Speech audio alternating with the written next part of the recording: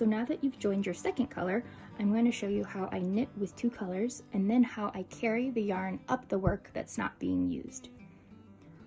I knit continentals, so I'm going to be holding my main color in my left hand and my contrasting color in my right hand.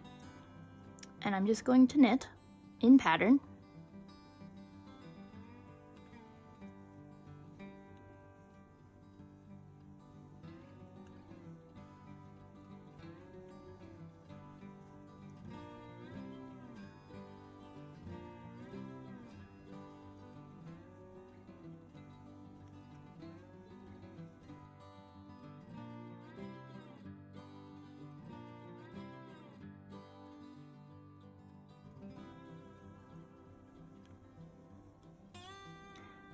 So now that I've gotten back to my stitch marker, I'm going to slip my stitch marker and see how there's a little gap between where my contrasting color ends and then the first stitch of the next round. So what I will do is wrap this around my main color.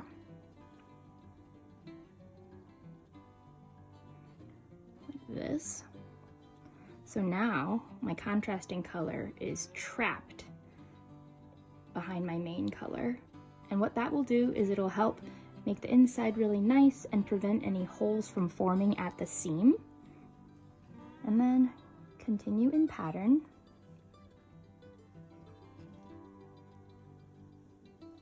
And that first stitch, you'll see a little gap here. So what I'll do is kind of tug this tight, and then the end that we had weaved in earlier, you can give that a little tug, and that'll help close it up. And then at the end, when you continue to weave in the ends, it'll help close up those gaps too.